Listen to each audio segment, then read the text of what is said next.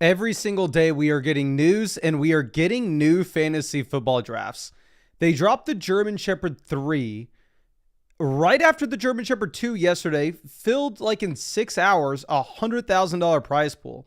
And this thing almost fills in 6 hours. Like by the time you're watching this, the German Shepherd 3 is probably going to be done. I have not gotten to draft a single team. It's only been live for a couple hours and almost 20,000 entrants already. But there's a second draft that is currently on Underdog right now. This is the Bulldog 2, double entry, $75 buy-in, 20K for first, $100,000 total prize pool. And I'm actually going to be getting in the Bulldog 2. Hopefully we can fill this. If not, we'll jump in a $5 draft. But last time they dropped the Bulldog 1, I was telling myself that I was going to draft 2 teams. I was going to max out the tournament. And just like every other tournament now on Underdog Fantasy, the thing freaking immediately fills if you're not on top of it. So I may try to do like $150 of fantasy football drafts in the live stream tonight, just so we can max out this tourney. Second thing that we need to discuss here in regards of new tournaments and promotions, and we'll get to training camp news, is if you are looking at what we have regarding, okay, pick 10, not going to be the worst. What does suck here is we have to draft literally right next to both Vinnies. The Coca-Cola Vinny at 9, the RC Cola Vinny at 8. We have to draft against Draco at 12. Kale's in this draft with us. So, I mean, Antler Ice here as well. I did get all the Flock League submissions together, my man. I promise you. I'm sorry to offend anybody else watching this at the moment, but Antler Ice is who I want in the Flock League. That's going to be what I am pushing for when I meet with all the other creators. But anyway, there is a new promo as well, so I need to get in some Best Ball Mania drafts later tonight. I don't even know if we can do it tonight just because there are so many other drafts that I'm interested in at the moment.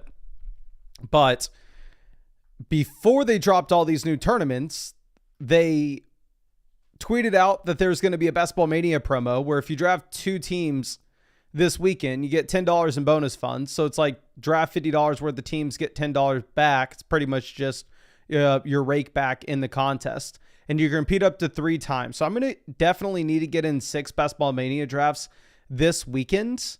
I need to get those in before the end of the day on Sunday so I can take advantage of that. But thank you for everyone coming out to hang out with us. Ghostify says he just filmed a banger submission for the Flock League. Well, I'm excited to see it. I will say, if anybody else is watching this and you really want to get in a submission to get into the Flock League, you got one more day/night. You can get it in tomorrow morning, but if it comes in tomorrow morning, it better be super strong because I said I was going to do a top 10, but we're going to take, do we do it? We'll take Malik Neighbors here, balance it out. Malik Neighbors is on the thumbnail. If you look at my rankings, however, I'm going to have Nico Collins and Amon-Ra St. Brown ranked ahead of him, not because Malik Neighbors is currently, quote unquote, dealing with a toe injury. I know a lot of people are focused in on that. I don't necessarily care as much, to be honest.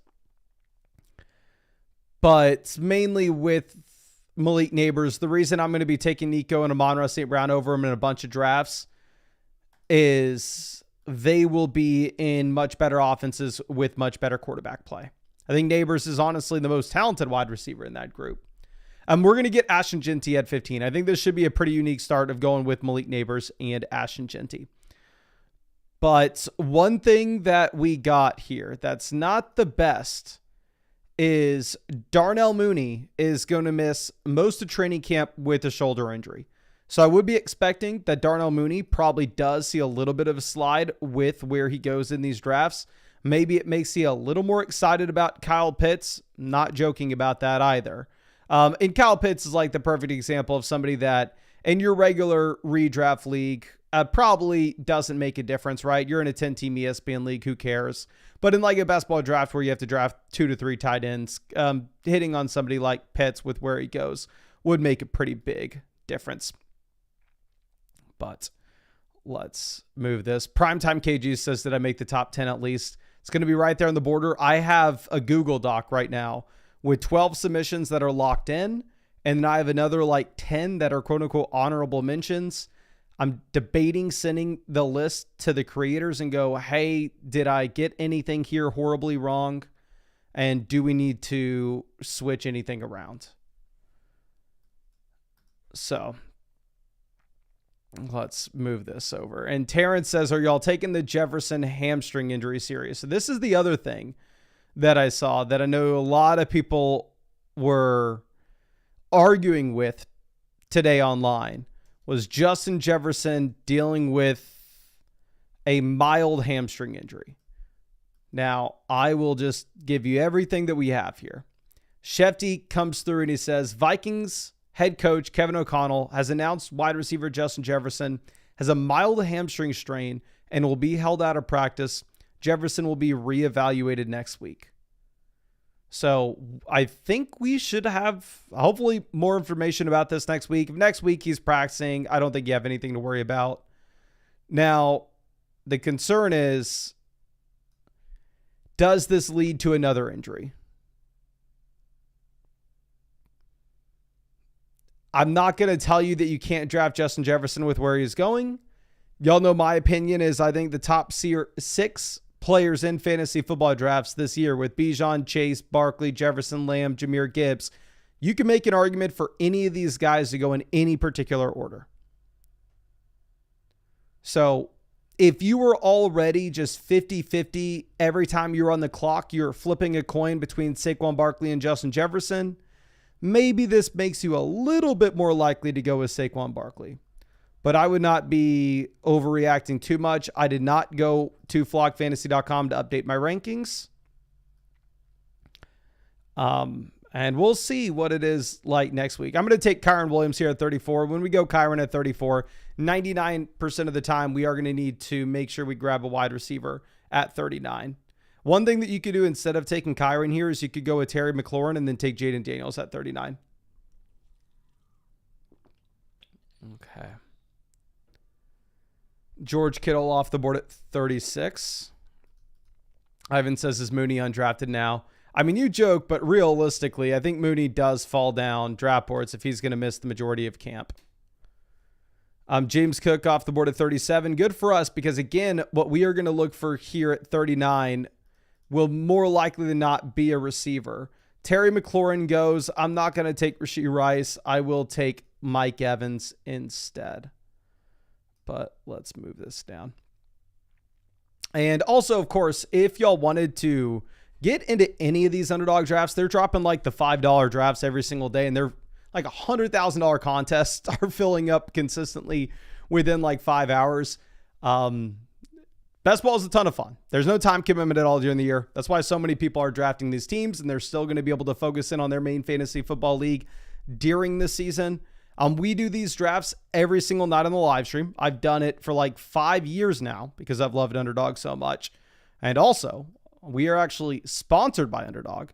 So if you wanted to get our draft guide, the cheapest way that you can do that is by making a $10 deposit on Underdog Fantasy with promo code FLOCK. I always leave the link in the description, comment section, live chat. And if you use code FLOCK, you'll also get a 50% deposit bonus up to $1,000. But if you wanted to draft on Underdog, you do need to be in one of these states. You can see the map here. Good news is they're available in pretty much every single state, like 45 of them or so. Now, let's see. Twerk for Taco Bell says Jalen Hurts might be the best value in all Best Ball Mania. If y'all saw me go on the Josh and Hayden channel like a month ago, I talked about my 5 favorite picks in fantasy football. We talked about Devonta Smith and Jalen Hurts at the 4 or 5 turn alongside George Kittle in that same range being some of the best picks on the board. Like, I 100% agree where Jalen Hurts was going at the 4 or 5 turn was insane.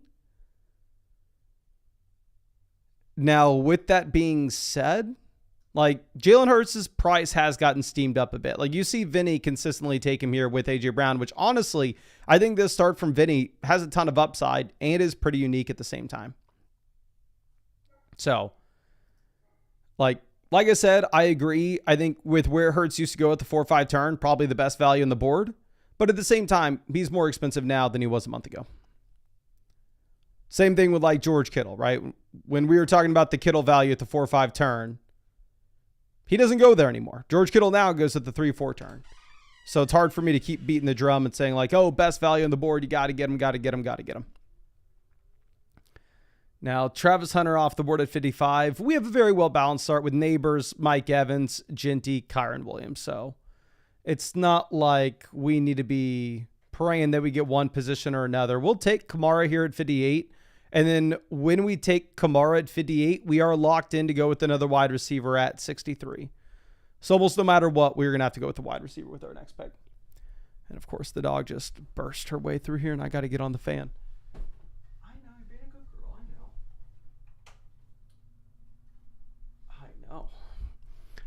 Okay, so Trevion Henderson, RJ Harvey go immediately after us, which is a pretty good setup to have, considering the fact that we are locked into a receiver anyway. Like, even if Mixon were to fall to us here at 63, I'm not taking Mixon. Caleb Johnson goes ahead of Mixon. We will take Rome Odunze.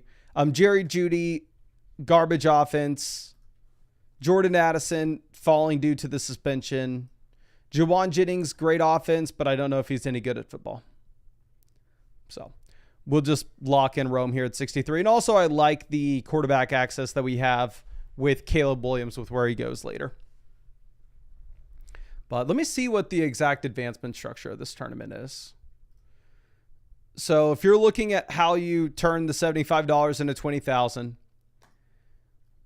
you draft against the 11 other teams, and then in weeks 1 through 14, the 3 highest scoring teams are going to advance to the fantasy football playoff tournament, where then in week 15, you'll be in a 6-player pool. And if you're one of the top 2 scoring teams there, you'll advance to week 16, where you'll go up against 3 other people. And if you're the highest scoring team there, you'll advance to week 17, where you'll go up against 30 other people. And if you're the highest scoring team there, 20,000, second highest scoring team there, 10,000, third highest scoring team there, 5,500, all the way down the line. But let's move this back. And Steve says, Mason, can you talk about the mini golden tournament? Is it different than the others? I, to be completely honest with you, have not even seen the mini golden tournament. I will pull that up. Like I said, Underdog just dropped so many freaking tournaments today, and they dropped the Best Ball Mania promo that I didn't even expect to be getting in the Bulldog tonight. I was expecting to just do Best Ball Mania drafts because of the promo they released, but I had to get in these before it closed. Okay, so the mini golden is just crazy. I will not, it's not my style to draft in the mini golden. If you're looking for a $2 draft, that's all you.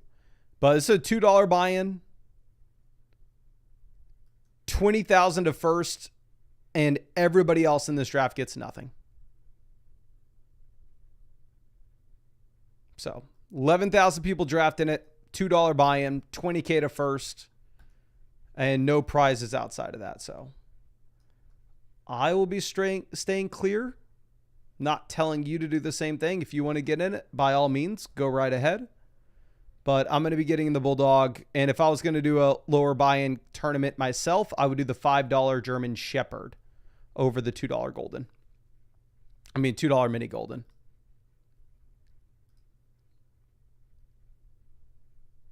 So see a bunch of people talking about the BBM promo. I'll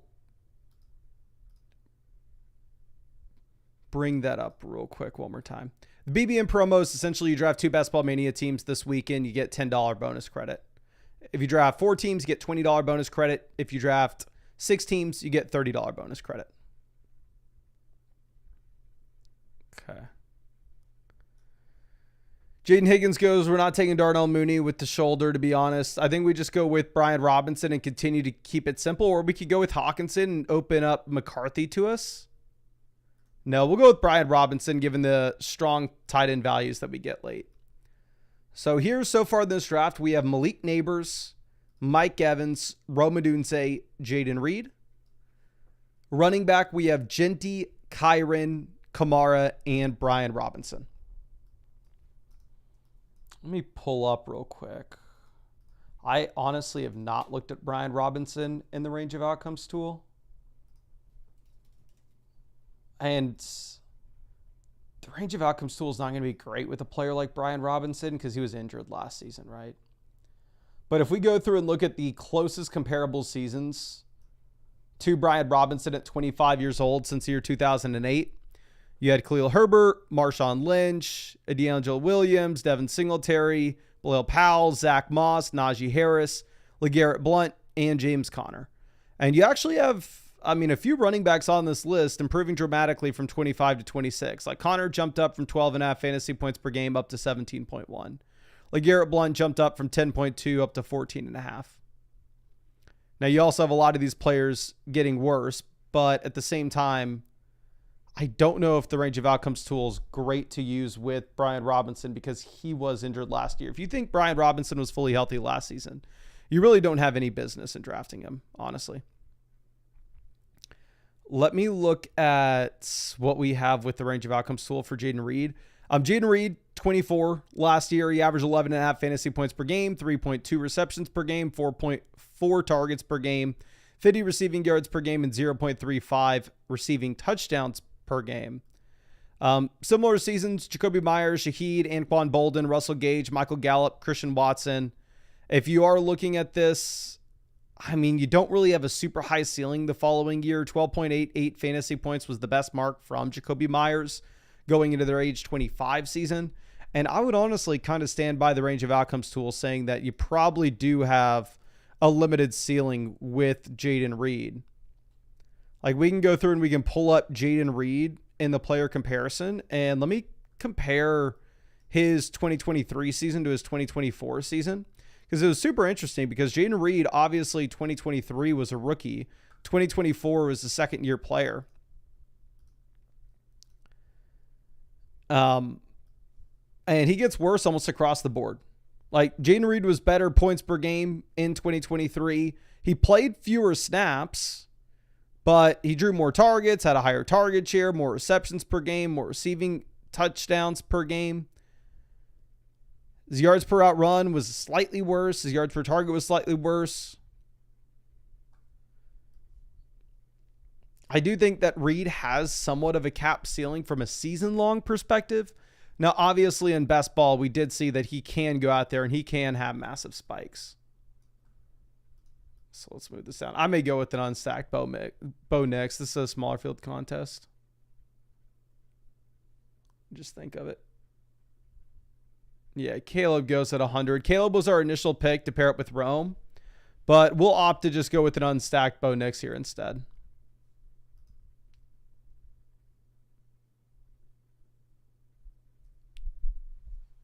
Let's see, Tyler Warren off the board, 107.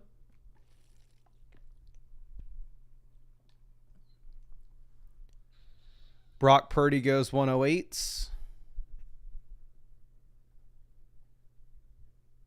Vasta Channel says, what do you think about the Mooney news? I don't think it's great. Do I think you should cross him off your board entirely? No. I can see where he went in this draft and give you my opinion on that cost. And we'll take an unsacked Justin Fields as well. Fields were fine having unsacked for the reason that you do have the rushing upside there. And then we can go quarterback 106 and 111 and still take a third quarterback, especially in a smaller contest like this. So we'll definitely grab two quarterbacks here unstacked. If this was like Best Ball Mania or a puppy, like super large field contest, probably not ideal, but it's a much smaller overall pool where I'm fine with it. And also we got sniped on Baker. We got sniped on Caleb, right? So our stacking options weren't available to us. But here, Darnell Mooney in this draft, we passed on him in favor of Brian Robinson, and then he ended up going off the board at pick 95. So once you're there with like Darnell Mooney and the wide receivers that go after are Trey Harris, Kyle Williams, Shaheed, Rashad Bateman. Probably none of those wide receivers are that exciting, and you probably don't want to be drafting any of them. But I'm not going to sit here and say like, oh my gosh, you're an idiot for drafting Darnell Mooney instead of Trey Harris. You're a fool for drafting Darnell Mooney instead of Kyle Williams.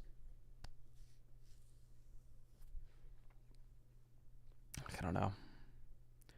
Ghostify says, what made the top 10 submissions good? Entertaining, and they put effort into them. It's fine to make it simple. Okay.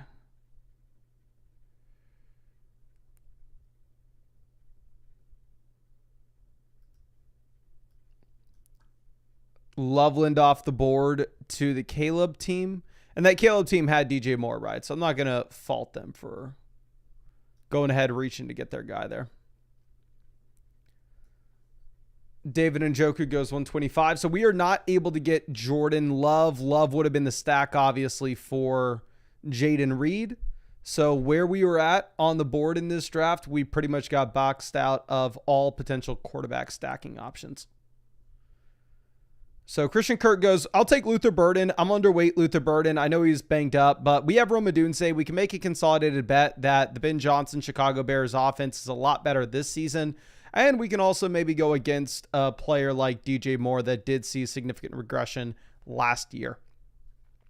We were hoping to get Marvin Mims on the way back around at 135 to pair up with Bo Nix. And I know a lot of people, but honestly, anybody who's smart that does as many drafts as I do here and blah, blah, blah, they would have taken Marvin Mims to get the stack with Bo Nix, saying that's the number one thing that matters.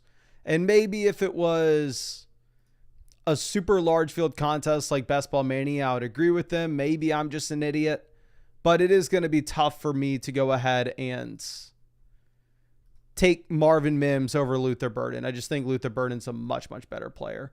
Then I'll probably go Javonte as our fifth running back and then call it a day at RB. I'm just trying to debate if we should go with the tight end instead. Yeah, we'll go Javonte, RB5, and then we will be done there. Okay. And then, Pat Bryant goes 134. All right, Two Shots says the Pat Bryant pick is trolling. I didn't even notice that team went ahead and took Pat Bryant. They also took Marvin Mims. And they have RJ Harvey. They're rolling with the Denver Broncos. Okay. Bomb Squad says, can you grab the camera for a Lamar edit? Like that? What the hell are you talking about, my guy? Okay.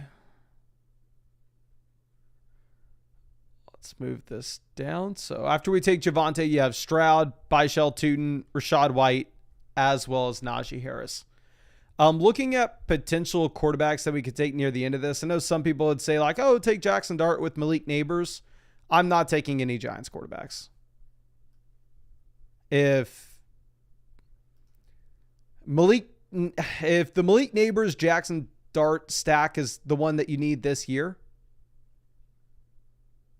then I just won't win. If you need Malik Neighbors and Russell Wilson to take down a tournament this year, it's not my year. So I will hopefully be able to get like a Leggett Bryce Young pairing in the coming rounds. Something weird like that. Or Cam Ward, Tyler Lockett, Cam Ward, Chig. But I'm not going with just a random Giants quarterback. Two Shot says, he was mad that I took Bo Nix. Maybe he just really likes Pat Bryant. Okay, let's move this down. Frank says that Daniel Jones 40-piece still haunts me. Let me see. Was it the Daniel Jones? So whenever I got 16th place in Best Ball Mania a couple years back, I actually did it with Daniel Jones in week 17. I think it was with an unstacked Daniel Jones, or maybe I had like Wandale or something. Let me go back and check it out. Yeah, it was week 17 Daniel Jones that got me 16th place in Best Ball Mania. We dropped 36 points and he was the QB1 that week. But I had advanced past weeks 15 and 16 because like Kirk Cousins and Justin Jefferson had blown up each week. So I had like, we're going to take Jake Ferguson here super easily. No tight end yet. Already in on the Dallas offense with Javonte. And we're done at running back, by the way. We have Genty, Kyron, Kamara, Brian Robinson, and Javonte Williams. We're fine there. But yeah, we had the Jefferson Cousins stack go nuclear in weeks 15, 16. And then Jefferson kind of shat the bed week 17. I would love to say like, oh, if Jefferson would have had a good week 17, we could have won Best Ball Mania. But in reality, there were a lot of teams in week 17 with Justin Jefferson just because he had such strong performances in weeks 15 and 16 This is all off the top of my head. Let me double check to make sure this is true and I'm not making it up. 2017. Yeah, exactly. You can see this. So week 15, 30 points, week 16, 31 points, and week 17, 2.5 points. So like we got 16th place in Best Ball Mania off the back of a 2.5 point performance from Justin Jefferson, which absolutely sucked, of course. We will go with Cam Ward because we have Tennessee Titans later on, both at wide receiver and tight end. But I can't say like, oh, if Justin Jefferson gave us another 30-point performance, I would have won Best Ball Mania. Because like I said, there are other teams, I'm sure, in week 17 that also needed that 30-point performance, right? So, ooh, what just happened there? Safari just quit on me. I apologize. Give me 1 second to open that back up. I guess I had too many windows up. I think the next draft we'll get in is going to be another $75 one, to be honest. Because last time they had one of these $75 drafts, I had drafted one team. And I had drafted one Bulldog in the Bulldog 1, like on Friday or whenever it dropped, expecting to be able to do the second one on Saturday. And when I logged on, it was already full.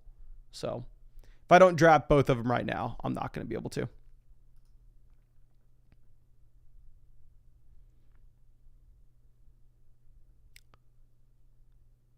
Mr. Ski says, if you had a ballpark, what's the total amount you put in these drafts in a season? And do you always come out positive?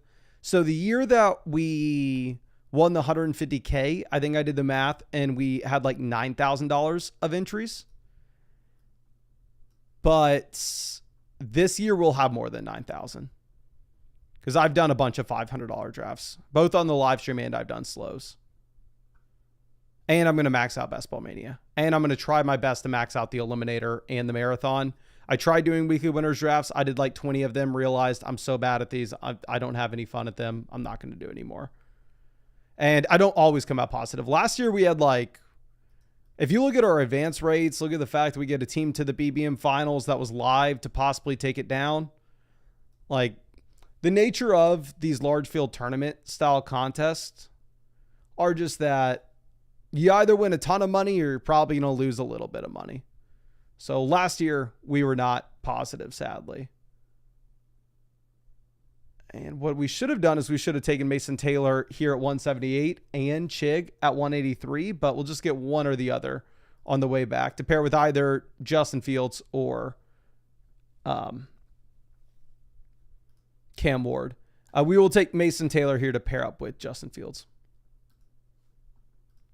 But yeah, I'd say any tournament style contest, like the nature of it, right? Like this is a $75 buy-in with $20,000 to first place. If you win a tournament or if you get top 10 in a tournament, you're probably going to win a lot of money that season. If you don't win a tournament, if you don't get top 10 in a tournament, you're probably going to lose some money.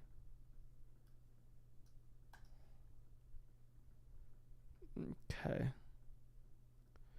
Foster Channel says, how many of your drafts are you confident in? I have no idea. If you're referring to underdog drafts. I mean, I do them every single night in the live stream. So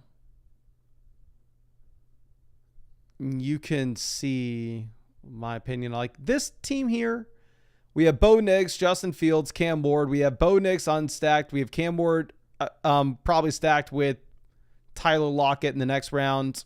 We have Justin Fields stacked with Mason Taylor. I like our quarterback room a ton. Running back, we have Ginty, Kyron, Kamara, Brian Robinson, Javonte Williams. I like our running back room a lot.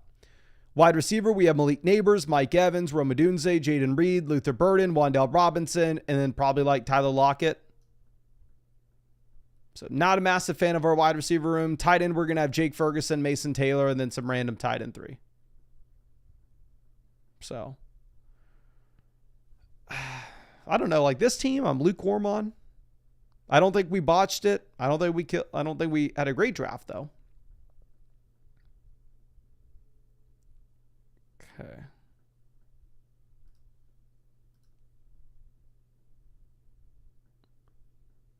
Bulldog says, for some reason, I can't accept Ladd McConkey as wide receiver 1. Are you referring to you can't accept him as wide receiver 1 on his team? Welcome to the Big Q fan club.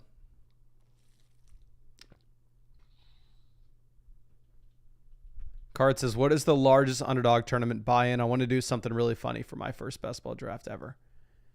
Okay. I want to reiterate. Let's just take Tyler Lockett to make sure we get him with Cam Ward. Please. Unless you are Jeff Bezos, unless you are Tim Cook, don't immediately go hop in a $500 like underdog draft. Underdog has $5 drafts. They have $3 drafts. They have $2 drafts. Sometimes they have $1 drafts.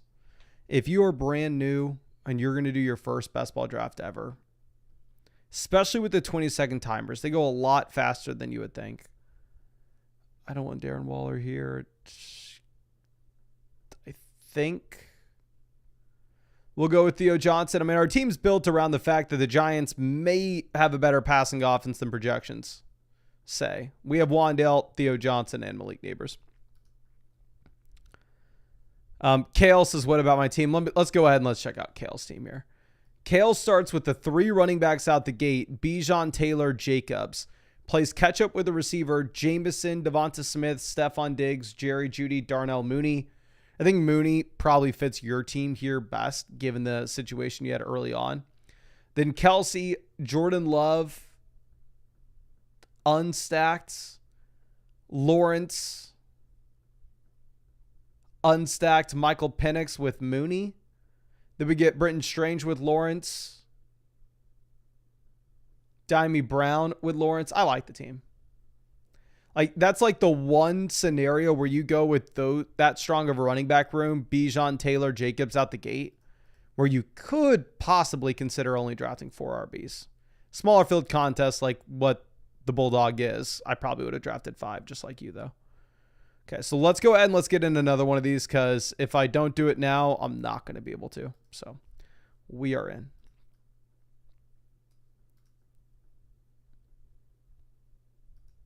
Epsaby says, big dog needs 3 to fill. I'm probably not going to do a big dog right now. I can possibly do a big dog on Sunday. How about that? But yeah, a $500 draft is the highest buy-in draft on Underdog. They had $1,000 drafts last year called the Mastiff. And I'm pretty sure it filled. So I wouldn't be surprised if they put out a $1,000 draft again, which I'm hoping they do, honestly. But I haven't seen anything. It seems like they're doing a lot more of the $3, $5 drafts, $1 drafts, $2 drafts. They had never done that stuff before. But they're doing a lot of those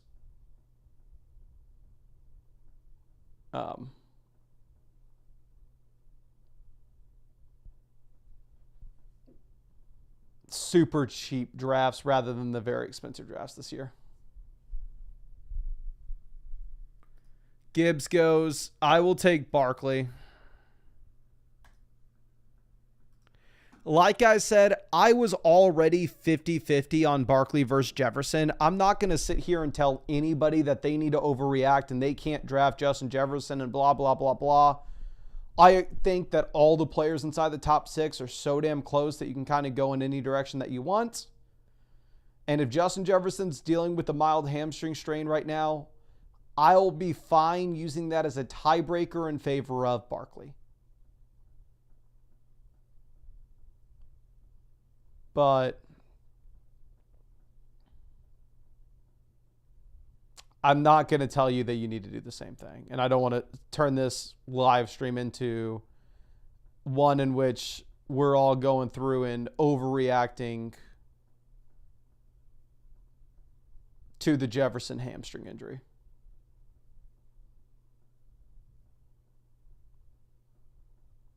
Okay.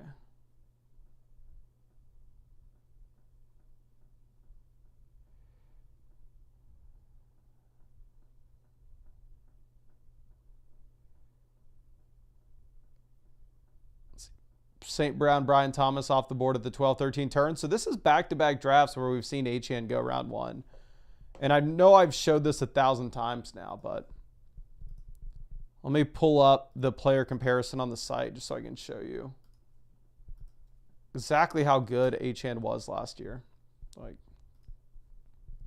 realistically, this dude could be the RB1 overall this season, especially in full PPR formats. Underdog's half PPR, so it's a little less interesting. But what I want to do here is look at all the weeks in which Tua played. And if we do that, Achane was number 1 in the NFL in receiving yards per game among running backs, number 1 in the NFL in targets per game among running backs, 21.2 fantasy points per game. Those were games that Tua played. Bowers goes. I was hoping to get Bowers. Now that he's off, we'll settle for Taylor. Freaking sucks. Chase Brown went 18, so I thought we were going to get lucky to have either Ladd McConkey or Brock Bowers at 21. But it is what it is. Twerk for Docabell says, well, either look back on this as, wow, we really had nothing to talk about in July, or holy crap, the warning signs were there. Why didn't we pay attention? Yeah, I mean, like most of the time, I fall into the bucket of like, hey, it's July. People are just looking for things to talk about. Let's not overreact. However, you go back and we had warning signs for McCaffrey last season. And if you ignore the warning signs for McCaffrey last season, obviously we know how that played out. Oh, dear God. We're going to take JSN. I prefer JSN over Garrett Wilson. I also prefer him over Marvin Harrison. The one thing that you could make an argument for, in my opinion, is like if you wanted to take Harrison over JSN based off the offense being better, go for it. However, Trey McBride is not off the board already. So, like, if I'm taking Marvin Harrison there, a big reason for it is I want the optionality of being able to get Kyler Murray later. And because the Trey McBride team's going to be after us, we're probably not going to be able to get Kyler. So, after going running back, almost no matter what, we have to take a wide receiver. I'm not a big Garrett Wilson guy. Marvin Harrison versus JSN. I kind of want to take Harrison if McBride's already gone, because then we can box out the McBride team and we can easily get Kyler. But if McBride's still on the board, then we're probably not going to get Kyler Murray and we can just take JSN. Seahawks fan says, where do you rank McBride in a shallow redraft format? Pull this up. Sort by Mason Dodd. I have McBride ranked at 22. Which I know we just passed on McBride at 28. The rankings I have on the site are for your regular redraft leagues, which we'll be making some adjustments for depending on your league settings with the draft guides that we're posting on August 1st. But again, here we do have to make the adjustment with this being a best ball draft where wide receiver is going to be a little bit tougher to come by later. Okay, Henry says the Hampton rise is out of control. Do people really think Najee isn't coming back from the 4-5 turn to the mid-third now? Yeah, I have not taken much Amari and Hampton over the past few days because if he is going over Kyron Williams, I'll just take Kyron. But I'm not going to be the guy to go out there and plant my flag and say like, oh, Amari and Hampton's overvalued. You can't take Hampton. Because we have no idea what's going on with Najee. And if Najee doesn't play, and also Najee has no experience with this team, with this coaching staff, right? He needs to get there in training camp. He needs to have the reps. Let's see this team go. They go Tat. We'll take DJ Moore. We're still playing catch up at wide receiver. And if Najee doesn't play, Amari Hampton could be a top 3 running back in fantasy. He has the size. He has the athleticism. He has the NFL draft capital. He has the receiving ability. Amari Hampton checks every single box for like a top end almost an elite running back prospect. The dude at the same time was what? A round 1 NFL draft pick?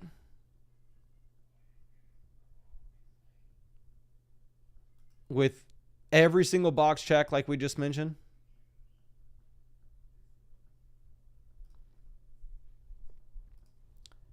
Jameson off the board. We still want a wide receiver. Oh, Devonta Smith's my preferred wide receiver here anyway, so we'll take Smith easily. Okay.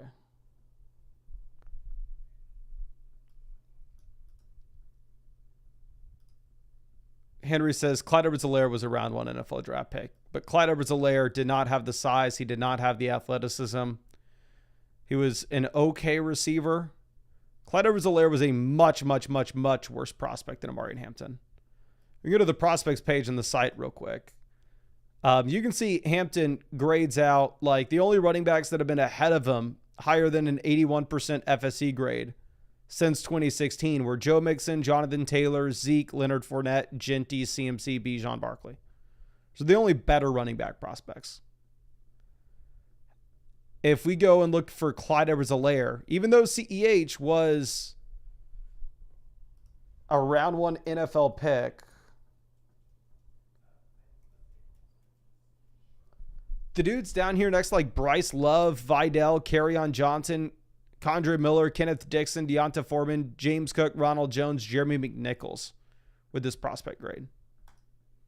Like the last thing I would ever do is bring up Clyde Edwards-Helaire in comparison to Amari Hampton. Yeah, Clyde Edwards-Helaire was a first-round pick because he got to play with Burrow, Jefferson, and Chase. Which I will flex. I know I always flex this, but I got to see them all play in person at LSU.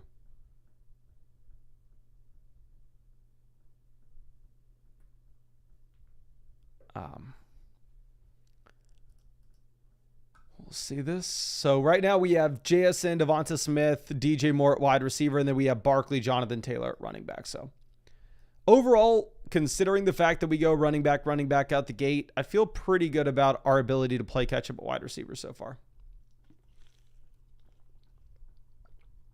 RJ Harvey goes 65. David Montgomery goes 66. Trevion Henderson 67. See what Candyman does.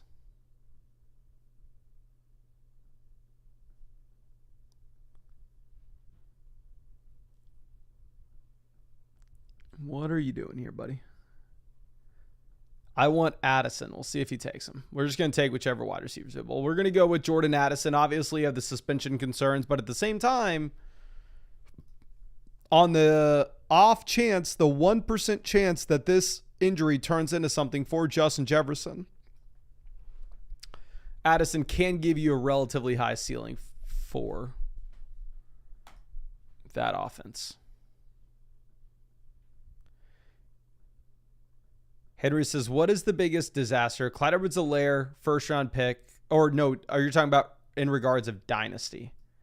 So if y'all remember the Clyde Edwards-Helaire draft year, everybody that played fantasy football was in consensus that Jonathan Taylor was a much better player than Clyde Edwards-Helaire. However, CEH was going to the best offense in the league, while at the same time he had the round 1 NFL capital, and Jonathan Taylor, on the other hand, we're going to take Jerry Jeudy here. Jerry Judy's in a bad offense, but we still need to play catch-up at wide receiver. Where Jonathan Taylor, on the other hand, was the much better prospect. Everybody agreed with that. Like, I didn't see... that was at the time that I would listen to, 40 Dynasty podcasts a day, essentially. I was listening to these in 2x speed, and I had, a rotation of 40 that I would go through. And I can't remember anybody saying that Clyde Edwards-Helaire was a better player than Jonathan Taylor. It was consensus Taylor was the better player. However, CEH obviously had the situation and the capital to go behind him. So CEH went ahead of Jonathan Taylor in Dynasty rookie drafts that year.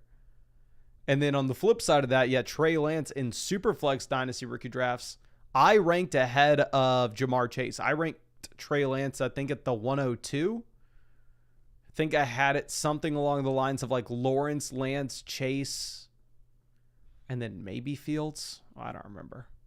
But both some of the worst calls that I myself and the overall dynasty community have collectively had. The Chase thing I was on an island with, though. A lot of people were saying like, hey, we haven't seen enough from Trey Lance, blah, blah, blah. My take was, who the hell are you to try to judge a rookie quarterback or a quarterback prospect? I'm going to trust Kyle Shanahan, which in reality, I should have just trusted the guys making Dynasty podcast. Now, Darnell Mooney goes off the board at 88, so no discount on Darnell Mooney in this draft. And that team at 12 goes with both the combo of Aaron Jones and Jordan Mason. So I think we've done an effective job of playing catch up at wide receiver. However, there will be a wide receiver teardrop soon, so I would not mind at all taking our 6th wide receiver straight, to be honest. Jaden Higgins goes 91.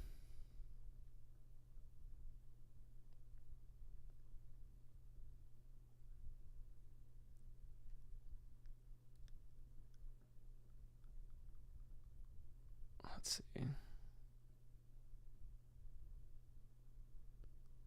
Jalen Warren goes, I will take Hawkinson. I mean, we already have Jordan Addison, so we can pair up Hawkinson, Addison, target McCarthy later on.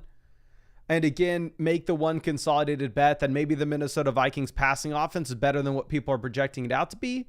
Or maybe we get that 1% chance that Justin Jefferson's hamstring injury actually turns into something. And both Vikings see an expanded target share in that offense.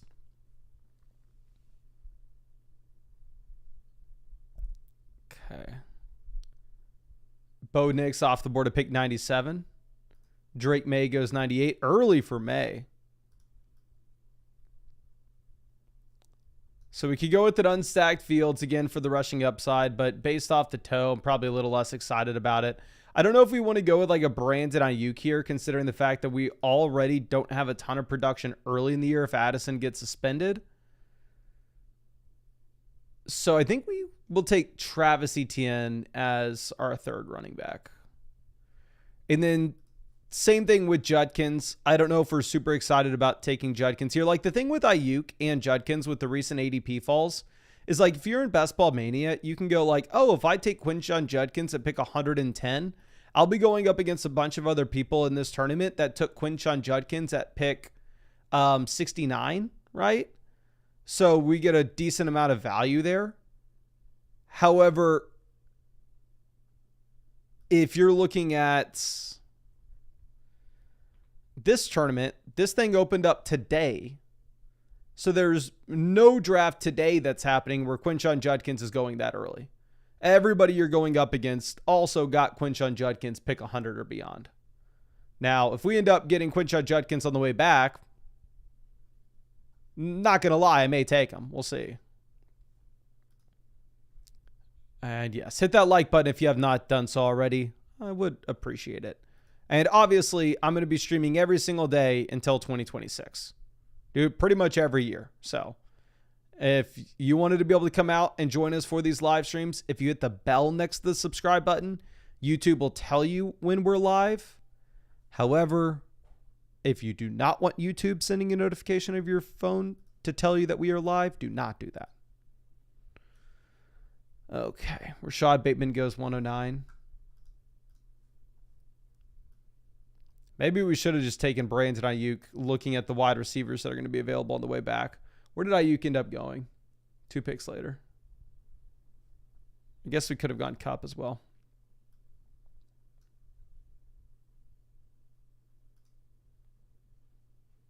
Crooked 101 says, any good submissions? We had incredible submissions for the Flock League spot. Like Dill picks greens. Definitely one of the top ones.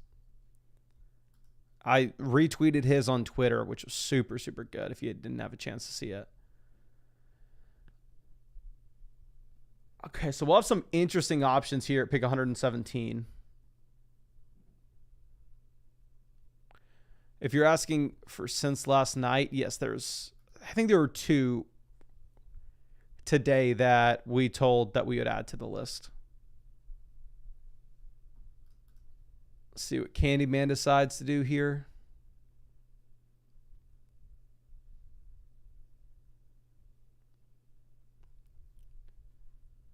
What are you doing, brother? Hopefully you're not taking Caleb. Hopefully we get him with DJ Moore.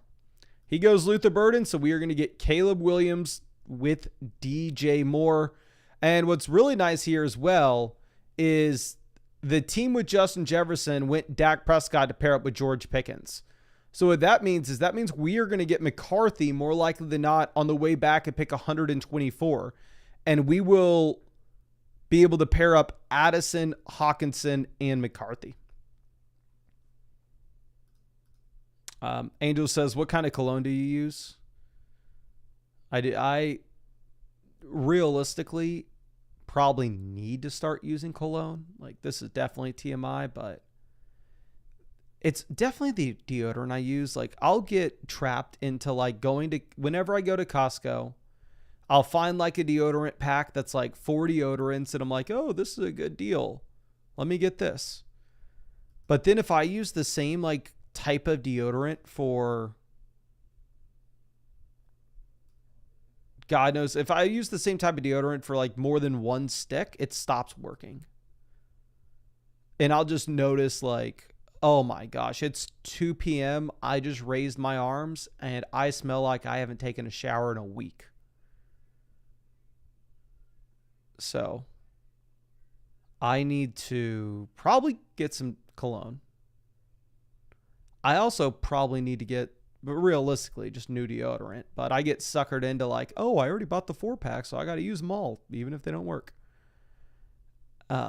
Yeah, this one that's not working right now that I still smell like ass with is gel. Let's see. Richard asking if we're going to see the top submissions for the Flock League. Yeah, so what we are going to do is I talked with the creators of the Flock League. And we are going to get together for a video on Sunday night. I've collected all the really good submissions. I was going to do a top 10, but there are like 12 that's like I can't not include these. So right now we're at 12. If anybody gets in a super, super good one last minute tomorrow morning, we'll include it there. I also have a list of honorable mentions that I may have the creators look at if they have time for it as well, because maybe there's one that's much better than I initially thought it was. But so we're going to get together. We're going to watch them all on Sunday night. We're going to record that for a video for the Flock League YouTube channel. And y'all see like all the reactions and y'all see us picking the person.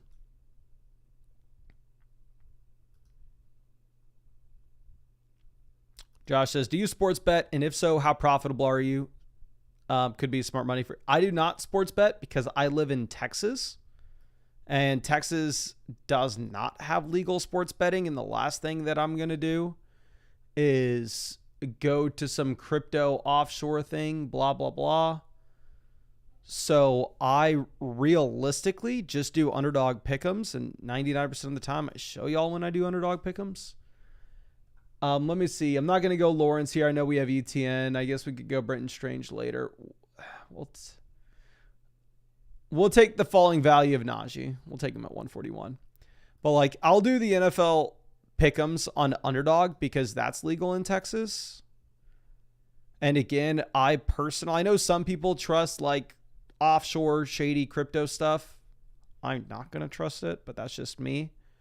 So like Underdog is like pick'ems, which this is like DFS style. So you have to like choose 2 separate players to look at, right? And you have to have like 2 players in your submission. But Underdog doesn't have like game spreads or anything. It's just player projections, which for me, I like fantasy football a hell of a lot more than I like regular NFL games. I know I'm a nerd. I'll accept it. So I like pick'em stuff way more than I would like betting the Packers to win a game anyway. So we're going to take Dallas Goedert. Super easy pick here. We can take Goedert and then we're done. Drafting tight end. So let's move this out. Josh says Fliff is legal everywhere and legal to sports bet. Here's a general rule of thumb from somebody that's in the industry. I'm not going to sit here and act like I'm the smartest person in the world. But if somewhere is quote unquote legal everywhere to sports bet, they are not regulated, and it's very shaky to say that they are legal. They have a loophole, and I think that case, it's like a stable coin that they use. So is crypto. And I think it's also offshore. So I'm not going to do that, but I'll do like the DFS style stuff. And I don't think I've ever tracked my pick'ems. Like I've showed y'all like our pick'em results page. And realistically, whenever I make money on Underdog pick'ems, it's only whenever Underdog has like a bunch of, if Underdog has a bunch of promos, which they'll do like a month of promos at specific times, it's like I'll make a decent amount of money that month, but I'm not like a pick'em expert where I'm going to be able to make money no matter what. It's mainly just like a fun thing to do.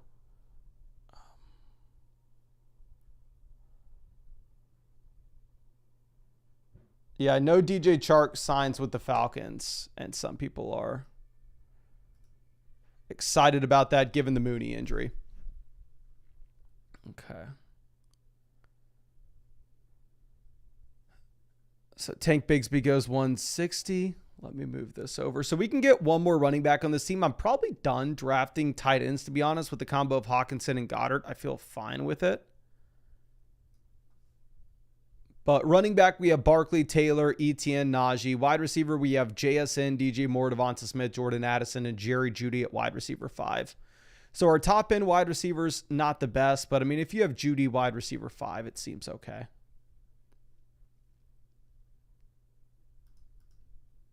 So we are going to get Isaac Rindo as our 5th running back, and then we'll call it a day at RB. So now running back, we have Barkley, Taylor, Etienne, Najee, Isaac Rindo. Wide receiver, we have JSN, DJ Moore, Devonta Smith, Jordan Addison, Jerry Jeudy. Tight end, I have Hawkinson and Goddard. And then we also have some pretty strong stacks here. I mean, we have Caleb paired up with DJ Moore, and we have McCarthy double stacked with Addison and Hawkinson. So I really like this team. I think this team's better than the first one we drafted. But we're done taking running backs. We are just quarterback, wide receiver, tight end. Gesicki goes 170. So Noah Fant visited with the Bengals, but I think he also visited with the Saints as well.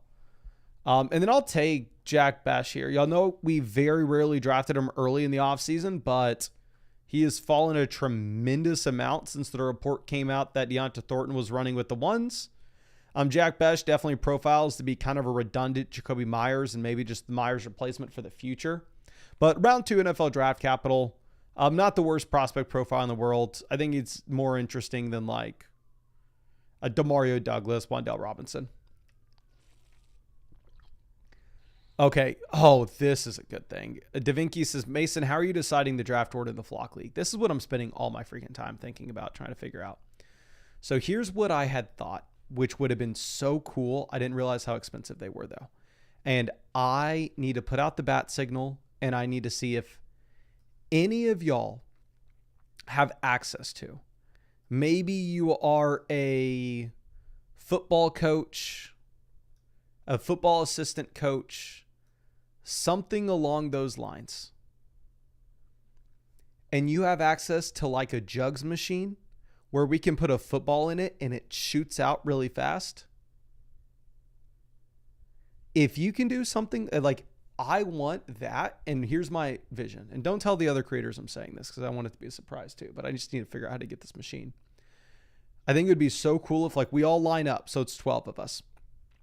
And like we're like 10 yards away from the jugs machine. You catch it, you go back to the back of the line. Next person up catches it, you go back to the back of the line. Next person up, you catch it, you go back to the line. And then obviously if you drop it, you're out.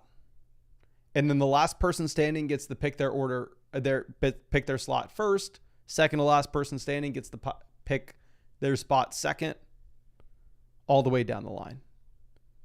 So I know it's a long shot here.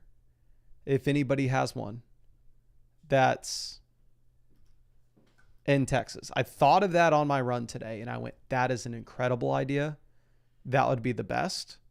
But I had looked them up, and it was like $3,000. Vinny says you can rent jugs machines for $75 an hour. I looked that up. I saw a post on Reddit of someone saying like, oh, can you do this? Where can you do this? Yada, yada, yada. And I couldn't find one near Austin. Teresa says you can rent them as well. Let's see. If you can rent one, let me figure this out. I probably want a third quarterback. We can take A-Rich. Just get the rushing upside. Let me search it again.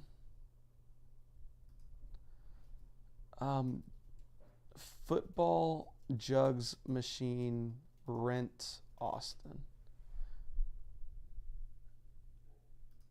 And equipment. I can't find anything, at least on Google. Like, and look, this thing's like $4,000. I was hoping it was gonna be like $400 at like Dick's or something. It was gonna sound very bad, but I was gonna go buy it and then just return it like a couple hours later. Keenan Allen goes. I wanted Keenan here. We are just gonna take 2 wide receivers to end this off, right? I should have just taken Keenan and hope that we got the other guy on the way back. I think we go Lockett here. Just get a wide receiver that's gonna have a role. But God, if I can find one to rent, that would actually be perfect though. Mark says, just signed up on Underdog, made my first deposit. I might be dumb, but is a win-loss record more important to move on to the playoffs or total points scored? So you don't have weekly matchups when you're drafting in a best ball contest. You're not even going to have a win-loss record. It's only going to be total points scored. And then the top 2 highest scoring teams will then advance to the fantasy football playoffs. Teresa says, check with local coaches. I'll try, but if y'all think that idea is good enough, I will try my best for it. Here's this HIT athletic facility. This is baseball.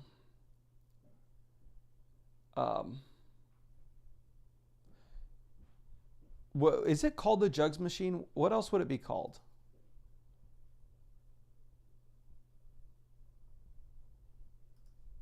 What should I search here?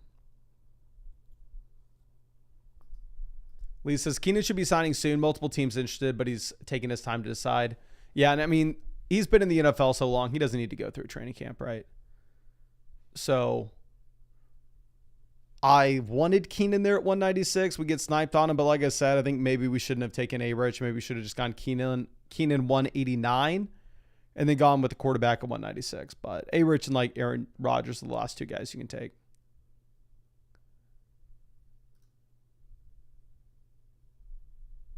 Okay.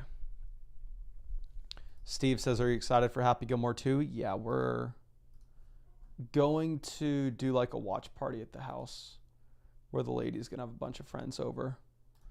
I already invited Mr. and Mrs. Vetri. They should come over as well.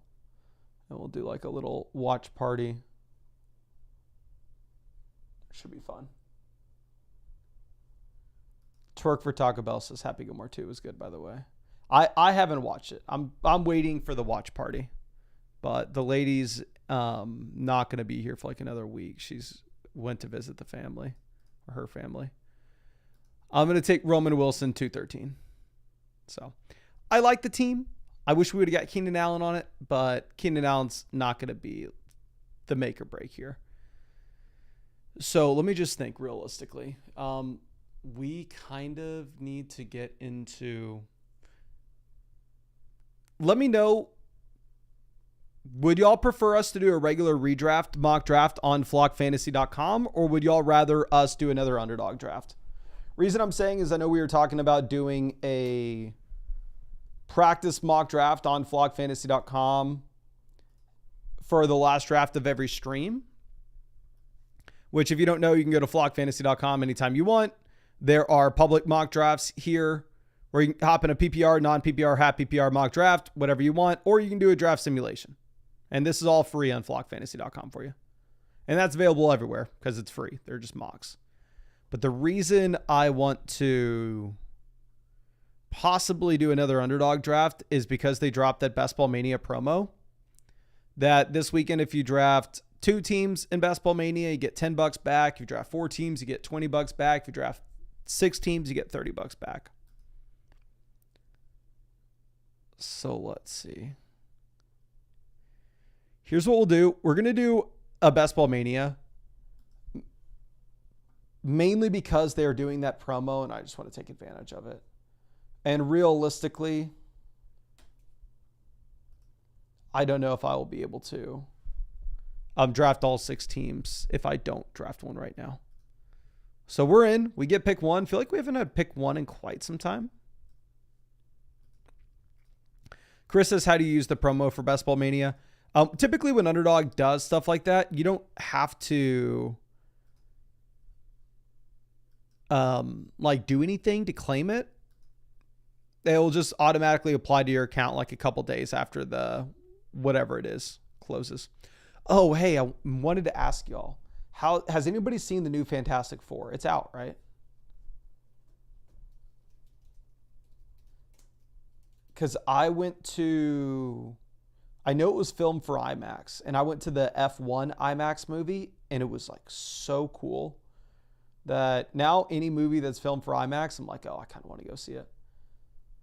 Fantastic Four near me. Let's say, okay, yeah, it's out right now.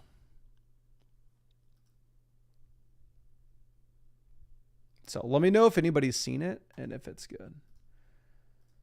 But we will take Jamar Chase off the board at 1.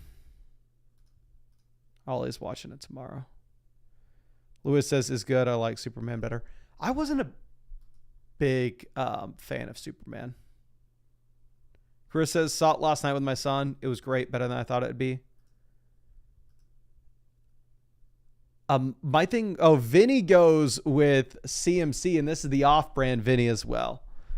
We have the other Vinny saying nice CMC pick. Henry says, where do you find about these promos? I had no idea. Underdog really doesn't post them in the app. They just kind of post them on Twitter. Which does kind of feel funny because, like, not many people are on Twitter. Your boy is. Probably too much, to be honest. I wish I was on it less. But I'll always, whenever Underdog has a promo like that, I'll always tell you about it.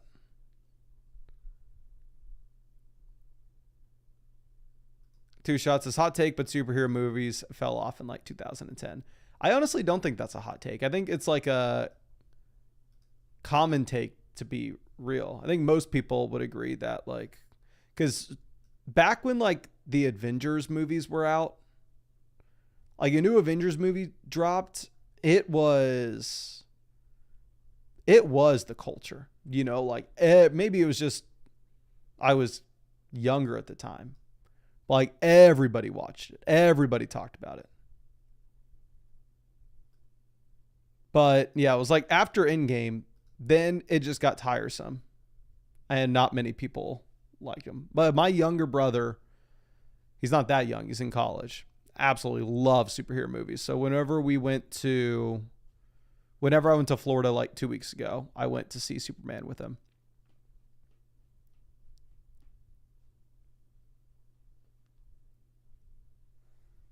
Jonathan Taylor goes 20. Liam says they still haven't done better than The Dark Knight. Yeah. I actually did like the new Batman, though. I don't remember what it was called. Let me just look up the newest Batman. It's the one that had the guy that was also in Harry Potter. We can take Bucky, and do we want to go with McBride? The issue with going with McBride here is we're not going to get the optionality of Kyler more likely than not. We can go wide receiver the next 2 rounds, though. So honestly, let's just take Bucky and Josh Jacobs. This will be in a good spot to grab some wide receivers at 48, 49. What was it was called? It was just the Batman. Okay. Yeah, I actually really liked the Batman. Like, I thought this movie was great. The new Superman movie, though, like, I thought it was like, I thought it was made, it felt like it was just kind of made for kids, if that makes sense. Like, where if I was younger, like if I saw it when I was 12, I would have absolutely loved it. But like, obviously, like The Dark Knight, that's an adult movie.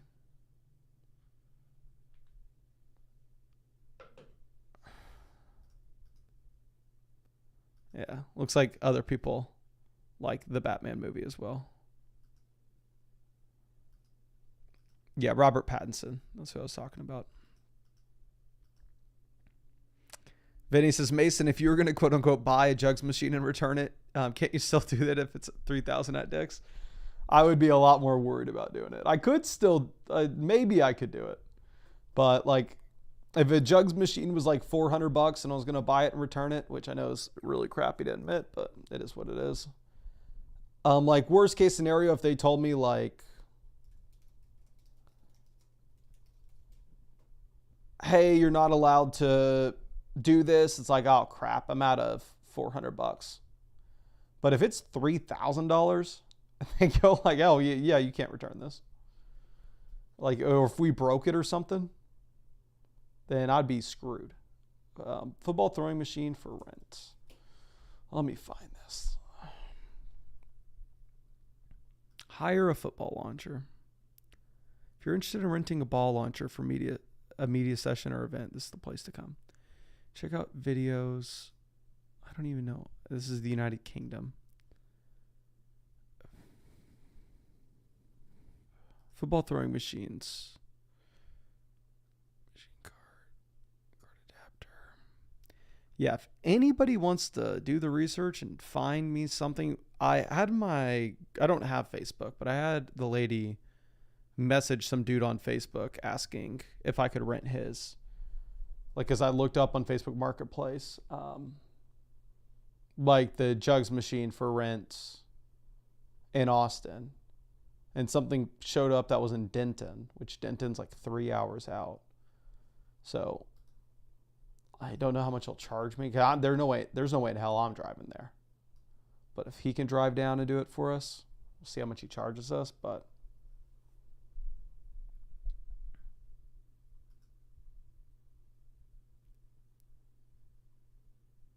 iBeastie Flow says, write it off on taxes as a flock expense. I would for sure write it off on taxes regardless. But if spending $3,000 and then writing it off, you still spent the $3,000. It's not like the government goes, oh, here's $3,000 put back in your bank. We'll take Tet McMillan and DK Metcalf. Y'all know me. I love Xavier Worthy. I love Devonta Smith. Those are typically the guys that I'm wanting here, but both of them go much, much earlier. And yeah, our days of getting Xavier Worthy at the 4 or 5 turn are over. And we can still get Devonta Smith here at this price a lot, but not in this one. Yeah, I will try to reach out to some high schools.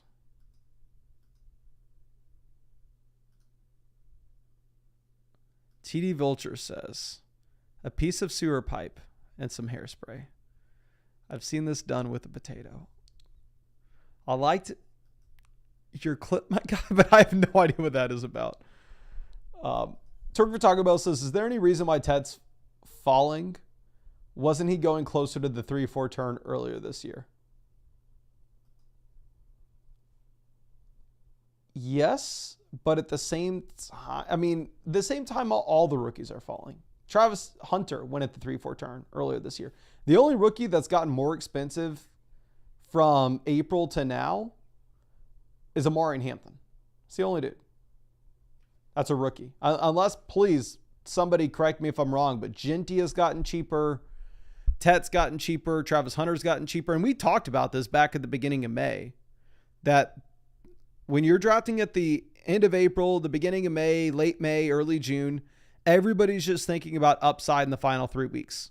Once you get to actual redraft season and people start running projections, they'll start realizing,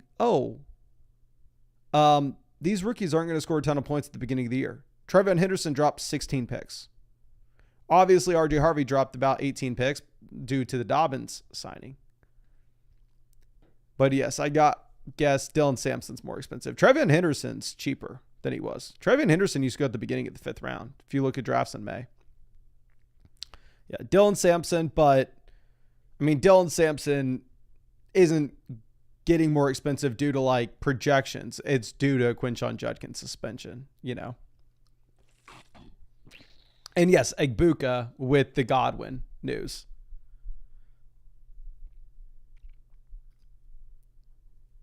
So James Conner goes 65.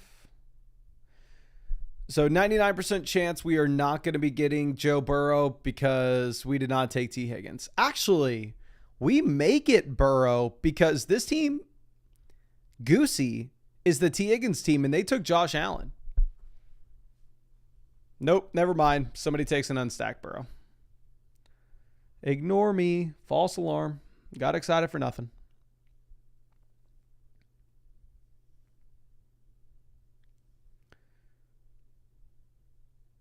Jerry Jeudy goes 68.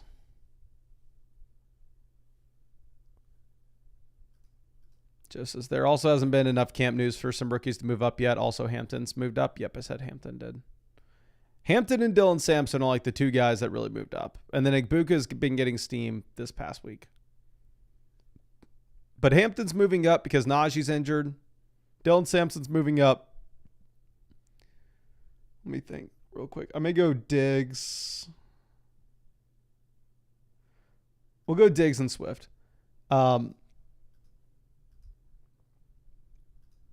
But Hampton's moving up because the Najee eye thing. Egbuka's moving up because Godwin had the second surgery. Dylan Sampson's moving up because of Quinshon Judkins suspension. Outside of that, the majority of these rookies are just naturally sliding down boards. Or at least they have if you go back to draft boards in May. Tristan says taking an unstacked Burrow has to be the worst pick on the board. I would love to say the same thing. Give me Burrow when I have Jamar Chase, but it is what it is. Pat Bryant probably has moved up as well. T-Man says, thoughts of Shooter Sanders, higher, lower, 2.5 starts this season? I'll pull that up. So, yeah, this is like the first pick'em that they have when you load up the Underdog pick'ems for the NFL season. When you say sounds good, I don't even know. I don't know if you mean higher or lower. This is like something I would never touch. The Shooter Sanders higher or lower 2.5 regular season game started. How the hell am I supposed to figure that out? So, well, let me know what you think in the chat. But also, this is the reason I stopped draft. I'll never take Jackson Dart after seeing this. Jackson Dart's higher or lower 4.5 games started. And then obviously, if he starts 4 or 5 games, the probability that you get a useful one for fantasy? I don't know. Aaron Jones goes 84. Brian Robinson off 85.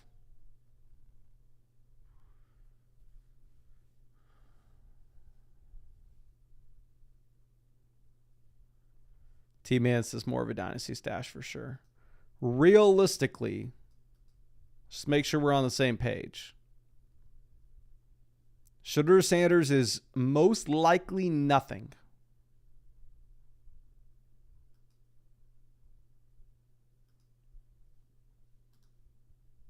Now, I know people are going to say, oh, look at Tom Brady. Tom Brady went at the end of the draft.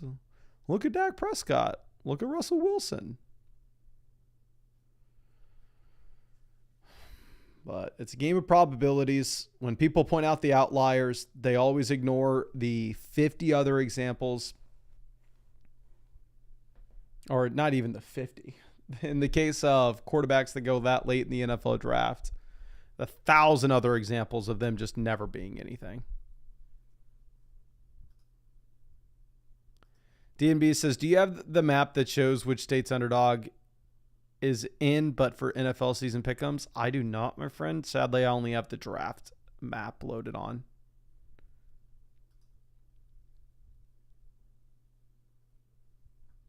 Cooper Kupp goes 94. So obviously Darnell Mooney, big time faller with the shoulder. Baker Mayfield, we could go with Bucky. Frustrating for us to freaking see Kyler fall this far.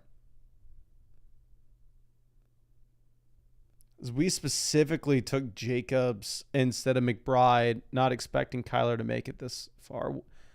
We will take Mooney and Pittman, both ADP fallers and both wide receivers where their quarterbacks are still available to us later. That's a big thing because we're going to be through the first 9 rounds here with no quarterbacks on our team. So any wide receivers that we are grabbing, we need to be able to take a quarterback in the coming rounds. But Cart says how many likes for a mock draft? Teresa's saying we're at 250. It's like, I feel I did almost like no work today, but somehow I managed to like feel like I was working for like I sat down at this computer doing 6 hours of quote unquote work before this live stream. And all I realistically got done is ordering a draft board for the Flock League.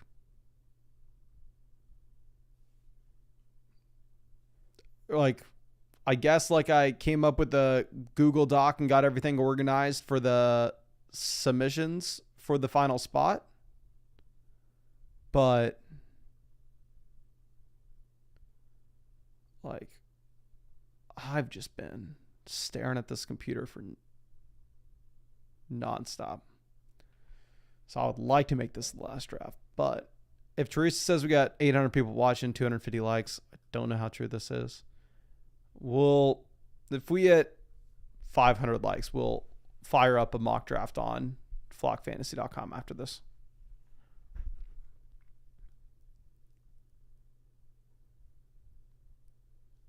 Hollywood Brown goes 109. Super early for Hollywood, but obviously a riser with the Rashee Rice suspension.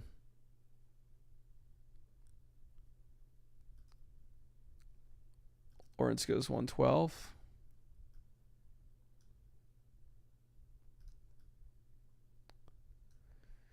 J.K. Dobbins, Mark Andrews, both go.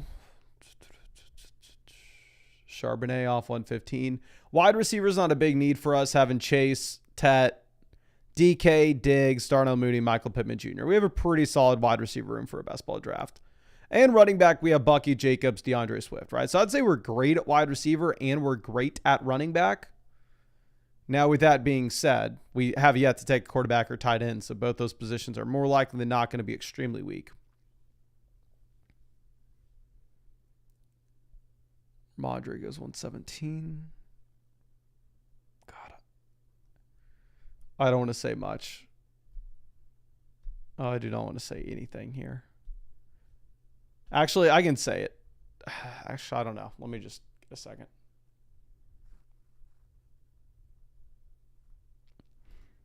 Let's see what Vinny does. Here are our options. Caleb with Luther Burden or Drake May with Stephon Diggs. We already have Diggs. Caleb and Luther Burden, both massive fallers. We can get that stack. If we don't take May here, though, we are not going to be able to get him on the way back, clearly, picking at the turn. So we're just going to go Caleb and Luther Burden. We also have DeAndre Swift, so we can make the consolidated bet into the Chicago Bears offense. It would have been like, if this was a real fantasy football draft where you can make trades during it, I would be doing everything I possibly could to try to trade for the pick right after here.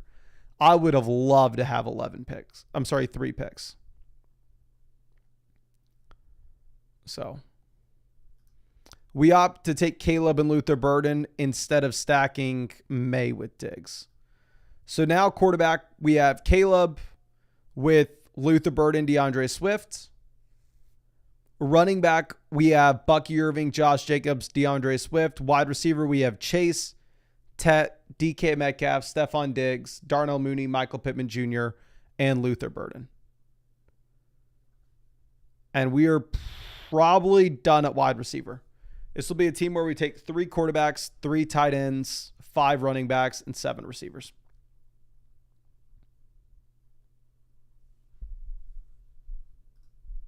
Andy says Diggs is a much more important piece than Luther Burden.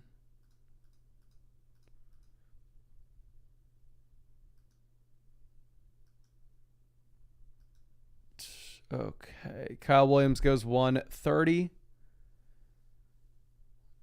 But Drake May went immediately after we passed on him, which obviously Drake May would have been our play if anything else would have shaked differently there. Steve says, can't leave without at least 7 wide receivers, ? I think if you were to go like 5 wide receivers straight, like you go wide receivers rounds 1 through 5, you only have to take 6. The big Q off the board, 133. Y'all know typically I love taking him at the 12-13 turn, but not for this draft. It would have been great if we could have had Loveland fall to us somehow. So we are just quarterback, running back, tight end from here on out. It's like wide receiver, super strong at the top with Chase. Tet, wide receiver 2. DK, wide receiver 3. Diggs, wide receiver 4. Mooney, wide receiver 5. Michael Pittman Jr. is our wide receiver 6 on this team. And then Luther Burden, wide receiver 7. So wide receiver room, super, super strong.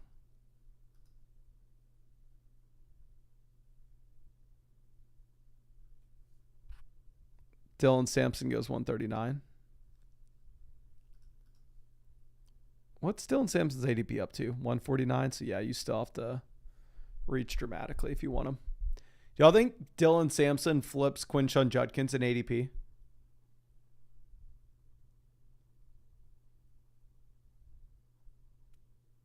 Can y'all please spam the chat? Who would you rather draft today? Quinshon Judkins or Dylan Sampson? Thank God we get Michael Penix to pair up with Darnell Mooney. Looking at other quarterback options, Tua, we have no Dolphins. We could reach on Bryce Young, but honestly, I'd rather have Dallas Goedert as our first tight end. That was like the dream pairing for us. Okay.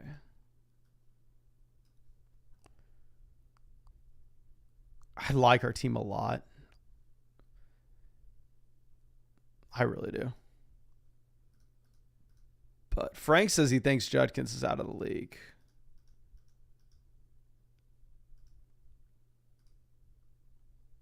I can't tell if what people are saying, like which one they would rather have. I'm not saying at their ADP. I'm saying just straight up.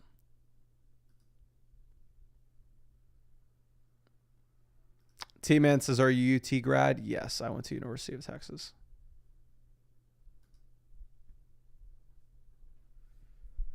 I have 2 degrees from the University of Texas. Actually, 3 if you account for my fantasy football degree, which I think I know I've told this story before, but I was going to go to medical school, so I'd spent a lot of time shadowing surgeons.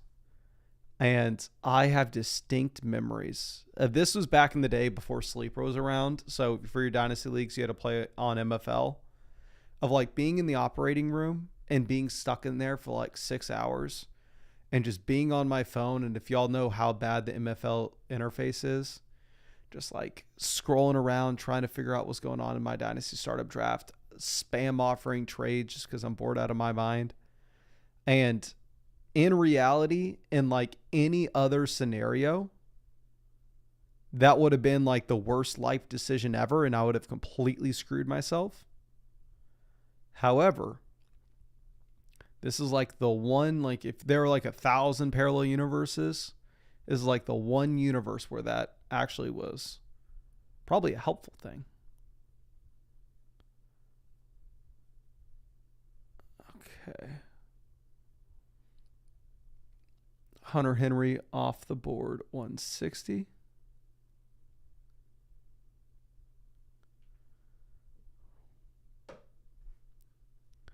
Jack Besh, 163. Get the wide receivers off for us.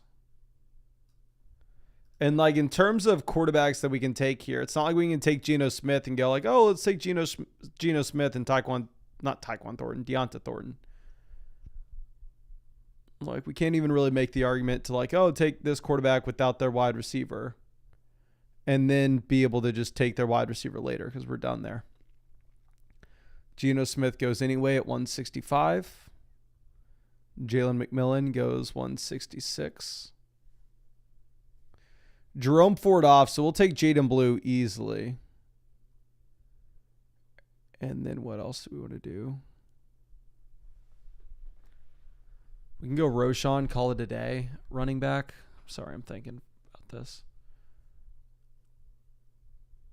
Yeah, we probably will do that. Let's take Roshan. So having Roshan and Swift, I know it seems weird, like having a handcuff running back in a tournament where we're trying to turn $25 into $2 million and you need the highest ceiling possible. But there are a couple different ways that like actually having a handcuff in a tournament could play out in your favor. I'm not telling you like, oh, you need to be targeting handcuffs here. I don't think you need to target them, but I don't think you need to cross them off your board in their entirety. Because if you think about it realistically, say like there's a world in which DeAndre Swift has a high ankle sprain and he misses 2 months of the season. Or say he misses 6 weeks. So DeAndre Swift, most teams that drafted him won't make it to the fantasy football playoff tournament. However, if you had Roshan Johnson and Roshan Johnson helped you stay afloat, and then you sneak a DeAndre Swift team through, and he turns out to be the running back 2 in points per game in weeks 15 through 17. It could allow you to have leverage over the rest of the field. Swift maybe isn't the best example of that because he's a little bit of a cheap running back. But it's mainly just wanting to focus in on the fact that you don't inherently need to avoid handcuffs at all costs at the running back position. Not targeting them, not avoiding them, but if you think that the handcuff's the best player on the board, which in the case of Roshan Johnson, kind of do, I think you can let yourself take him.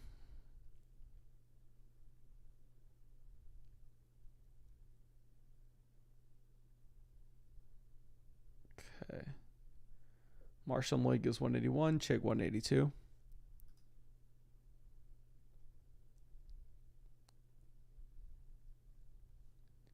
Russ goes 183. Hate that pick. Rodgers 184. It would have been nice for us to get Rodgers on the way back for Metcalf. I definitely prefer a 3-quarterback build with our team. Now, if we only have Caleb Williams and Michael Penix, it's not the end of the world. But again, I am not taking another wide receiver. Our wide receiver 7 is Luther Burden. Our wide receiver 6 is Pittman. We're strong enough there. I'm not taking another running back either. We're done at running back. We're just quarterback tight end through the rest of this. If we don't get a third quarterback, then maybe at that point we go ahead and we panic in a direction of maybe taking a 6th RB or maybe taking a 8th receiver. We're going to get another quarterback here regardless. We can go with the security of Darnold's. Let me see something. Elijah Arroyo's already gone. It would be nice to go Darnold and like Elijah Arroyo here. We'll take Jonnu Smith. I know Jonnu Smith's banged up and then nobody wants him. Blah, blah, blah. Getting him as tight end 2. We have Metcalf making a bet on the Steelers offense. And then I kind of want to take Anthony Richardson, especially if we don't have a Seahawk and if we don't have a Colts. Obviously, Richardson can give you massive spike weeks without anybody else in his offense spiking at the same time. So we'll go A-Rich, and in reality, it would have been pretty close to disaster if we only had Caleb and Michael Penix. And I think Anthony Richardson, to be honest with you, may actually be a player I'm interested in taking in like a regular redraft league as well. Like I picked him up off the waiver wire in the Flock League at one point last year, mainly just going like, oh, okay, well, If he loses the job, if he continues to be an absolute bum, who cares? I'll cut him and keep streaming quarterback. But if he starts and if he can somehow just put something together based off rushing upside, you can make a difference in fantasy. So I almost may like Anthony Richardson more in your regular redraft league. But I think we'll probably call this live stream here, ladies and gentlemen. I got to walk the dog, and we've had an action-packed past 2 days. I will flex. We ran 16 miles today at 2 p.m. in the Texas heat. So, feeling very, very tired. Didn't eat dinner. I had a late lunch, early dinner, but so if I come on this live stream tomorrow and you're going, ooh, Mason's looking skinny. Mason's looking good. That's your explanation for why. And, we actually do have Anthony Richardson and Michael Pittman Jr. together. So it shows you how tired I am. I forgot we drafted Pittman. So the Anthony Richardson pick's even better. And whenever I win Best Ball Mania with an Anthony Richardson, Michael Pittman Jr. blow-up game, I will have to hide this live stream. That way I can just go through and say, like, oh, yeah, I mean, you know me. I'm a genius. I knew immediately after we took Michael Pittman Jr. that I needed Anthony Richardson for the stack, blah, blah, blah. And we'll spin it a way that is beneficial. So if you were here, maybe you can remember that I was dumb enough to forget and we lucked into it anyway. And I'm going to take Terrence Ferguson. Terrence Ferguson is around 18 tight end. I like to mix in. But appreciate y'all hanging out with me, ladies and gentlemen. Obviously, I'll be live tomorrow. Be live the next day. Be live the day after that. Be live the day after that. The day after that. So if you want to hang out with us in these live streams, one, obviously, hitting the subscribe button could guarantee that you see one of these streams again. Two, if you want to come when we're actually live, hit the bell next to the subscribe button. YouTube will send you a notification that says, hey, Flock Fantasy's live. If you don't want YouTube sending notifications, don't hit that bell. But I appreciate y'all, and I really do hope I